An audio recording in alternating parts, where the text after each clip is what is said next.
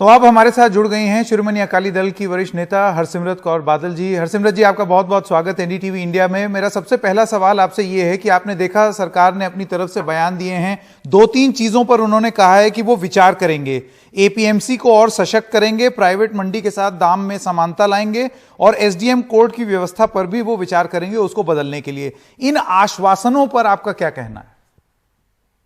मैं यही कहूंगी कि पिछले 3 महीने से जो आंदोलन चल रहा है सड़कों पे देश के अन्नदाताओं की तरफ से, और 6 महीने पहले जो मैंने बात बोली थी कि आप जरा उनसे सलाह मशवरा करके उनकी शंकाएं दूर करके आप ये बिल लेके आए।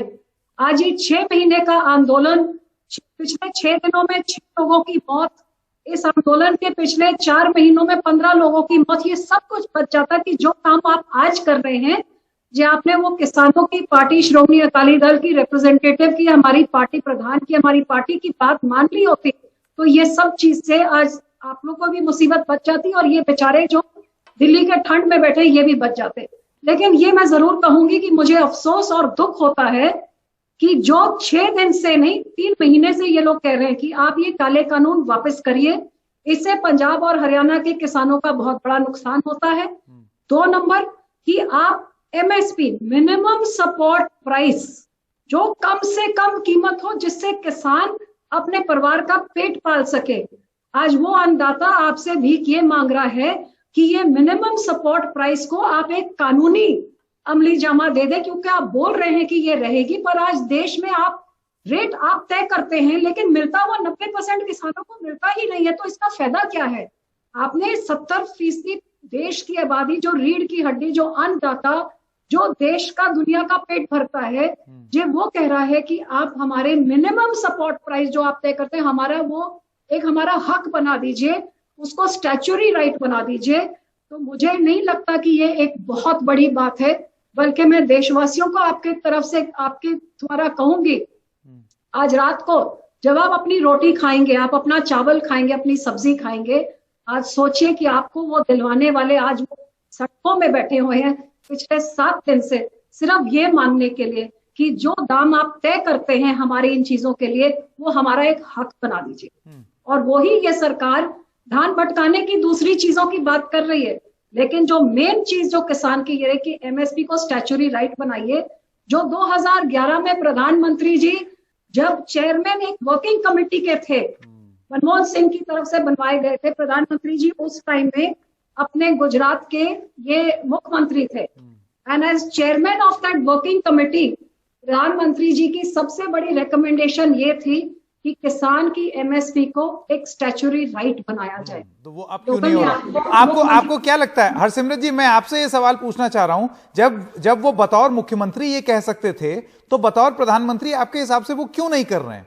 वजह क्या हो सकती है? यही तो समझ नहीं आ रही है कि लोगों ने आपको मुख्यमंत्री से प्रधानमंत्री बना दिया, सारी ताकत आपको दे दी है। तो आज जब वो किसान सिर्फ देश भर का यही बोल रहा है कि हम भूखे मर रहे हैं, हम आत्महत्या कर रहे हैं, अपने बच्चों को पाल नहीं सकते, अपना इलाज करा नहीं सकते, अपना घर बना नहीं सकते, आप क्यों हमको जो आप तय कर रहे हैं, क्योंकि लगातार इनपुट की प्राइस, डीजल की प्राइस हो, फर्टिलाइजर की, पेस्टिसाइड की, वो भी आप तय करते हैं। उसको उगाने के बाद जो जिस कीमत पे बिकेगा वो भी आप तय करते हैं। तो हमारे को सिर्फ इतना अधिकार दे दें कि जो आपने रेट तय किया हमसे खरीदने वाला उस रेट पे खरीद ले। अब आप एमआरपी जिन चीजों पे लगा सकते हैं, तो एमएसपी बेचारे किसानों को हम देखें। आज समा आ गया कि ये जो एमएसपी वाली बात आप कह रही हैं, आपको क्यों लगता है कि अभी जैसे नरेंद्र सिंह तोमर का जो लेटेस्ट बयान है, मैं उस पर आपका ध्यान आकर्षित करना चाह रहा हूं। वो कह रहे हैं एमएसपी चल रही थी, चलती रहेगी, प्राइवेट मंडी और एपीएमसी में कर की समानता होगी, इस पर हम विचार कर रहे हैं, और एसडीएम कोड की व्यवस्था पर भी हम विचार करेंगे कि कानूनी अधिकार दिए जाएं। तो आपको लगता है जो मुख्य तकलीफ के बिंदु थे, जो संभवतः आपने भी उठाए होंगे जब आप कैबिनेट मंत्री थी, जब वो उस पर विचार करने को तैयार हैं, तो फिर ऐसा कहना कि ये कानून ही हटाओ, आपको लगता है ये एक इससे हल नहीं निकलेगा? देखिए, जो वो कह रहे हैं कि ये एमएसपी चलता है और चलता रहेगा, जे वो बोल रहे हैं कि ये रहेगा, तो उसको लिखने में क्या दिक्कत है? यही तो मांग थी किसानों की कि जो चीज आप बोल रहे हैं, हम तो सिर्फ इतना मांग रहे हैं कि इस कानून का हिस्सा बना दीजिए।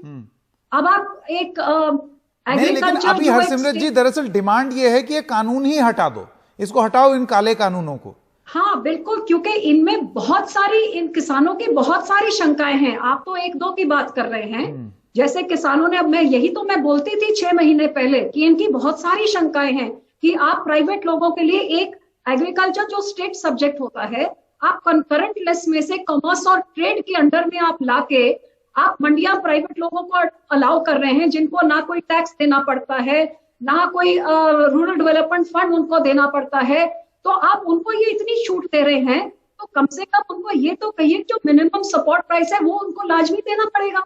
ये this was only one of the many things which जो किसान डिमांड कर रहे थे। तो आपने तो अभी 2 चीजों की बात की, लेकिन मेन चीज ये है कि किसानों ने इतनी लंबी लिस्ट दी है कि आपके ये कानूनों में कितनी सारी प्रॉब्लम्स है। अभी सरकार ने 2-3 के बारे में बात किया, तो वो कहते हैं ये कानूनों को हटाइए और नए कानून हमारी सारी अमेंडमेंट्स के साथ आप बढ़िया सा कानून लेके आए जिसका हम स्वागत करेंगे। और ये बिल्कुल जायज उनकी बात है। एक सवाल मैं हरसिमरत जी आपसे पूछना चाहता हूं। कुछ बयान इस तरीके से आए, आज सरदार प्रकाश सिंह बादल जी ने अपना जो उनको सम्मान दिया गया था वो सम्मान लौटा दिया। बयान ये आ रहे थे कि अगर आज वो एनडीए में होते तो ऐसी स्थिति ही नहीं उत्पन्न होती कि आज उनको ये अवार्ड वापस करना पड़ता। आपको लगता है कि शायद ये एक भारी कमी रह गई है अभी सरकार में कि जो वरिष्ठ लोग जो अपना एक्सपीरियंस लेकर के आते हैं, उनकी कमी की वजह से इस तरीके के कानून आ रहे हैं, आनन फानन में आ रहे हैं? जी मैं बिल्कुल सहमत हूं। आप देखिए कि आज देश के इतिहास में और आज की तारीख में आप कोई भी पार्टी ले लीजिए, आप भाजपा ले लीजिए, कांग्रेस ले लीजिए या जो भी अन्य रीजनल दल हैं, आज ये देश में कोई किसान का सबसे टॉलेस्ट लीडर किसानों का जो माना जाए तो जे चौधरी चरण सिंह जी का या देवीलाल जी का नाम होता था, आज की डेट में प्रकाश सिंह बादल जी का नाम है। इसमें कोई शक नहीं है कि जितना उन्होंने देश में सेवा करी है और किसानों की सेवा करी है, और पद्म विभूषण जी उन्हें मिला तो उनकी 70 साल की सेवा, जिनको वो देश की रीढ़ की हड्डी, वो किसान जो सबसे गरीब है, उस किसान को अपलिफ्ट करने के लिए उन्होंने अपना सारा जीवन लगा दिया। और अब इतने बड़े किसान के कानून आप लेके आते हैं, अपना सबसे पुराना अलायंस पार्टनर है, उनके इतने वरिष्ठ नेता जो किसानी के सारी उम्र लगा दी, आप उनसे सलाह मशवरा नहीं करते। उनकी पार्टी जो इश्यूज रेज करती है, आप उन इश्यूज को नहीं एड्रेस करते।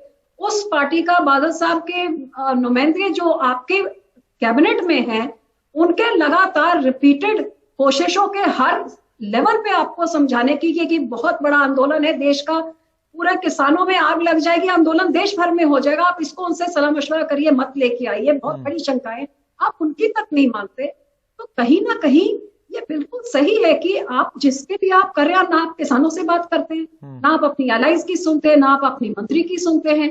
तो ये एक डेमोक्रेसी में आज ये हालात जो पैदा, मेरे कॉन्स्टिट्यूंसी के 3 लोग मर गए पिछले 6 दिनों में, 7 किसानों की जान गई, 3 मेरे कॉन्स्टिट्यूंसी से हैं। 3 महीने के जो ये चल रहे हैं, ये प्रोटेस्ट चल रहे हैं, 15 लोग पंजाब के मर चुके हैं। कौन जिम्मेवार है? आज इनको उधर दिल्ली तक पहुंचने में किन्होंने मजबूर किया?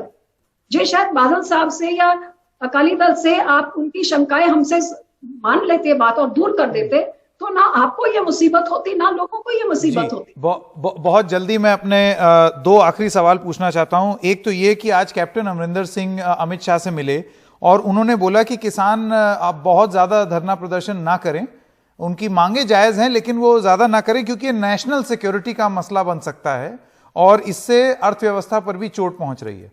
मैं आपकी टिप्पणी चाहता हूं इस पर, आपकी प्रतिक्रिया। मुझे कितना दुख होता है कि एक मुख्यमंत्री एक राज्य का, जिस राज्य में 6 महीने से उनके लोग, उनके अन्नदाता किसान एक आंदोलन कर रहे हैं इन कानूनों के खिलाफ।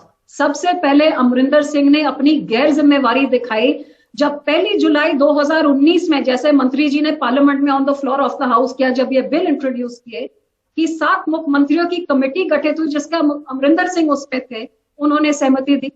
उसके बाद अपने वित्त मंत्री को नीति आयोग में भेज के वहां पे सहमति दी और लगातार पता नहीं कितनी मीटिंगों में कितनी अफसर्स को उन्होंने अपनी सहमति दी और अपने आप भी 2017 से यही चीजें पंजाब में लागू की हैं।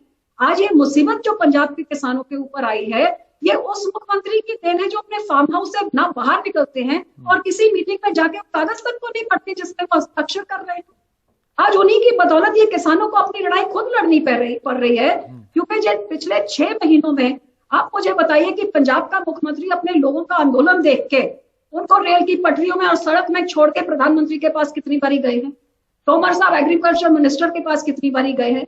जब रेल मंत्री ने इकोनॉमिक ब्लॉकेट कर दिया कि आप पटरी से हटिए, हम आपका यूरिया गुड्स में नहीं भेजेंगे जब तक आप हमारी पैसेंजर ट्रेन नहीं अलाउ करिए, तो क्या अमरिंदर सिंह ने ट्रकों के राही भेजने के लिए या रेल मंत्री से जाके बोला कि हमारा वीट का सोइंग सीजन है, किसान की सारी आमदन साल की खत्म हो जाएगी? तो ये मुख्यमंत्री आज भी 7 दिन से बैठे हैं।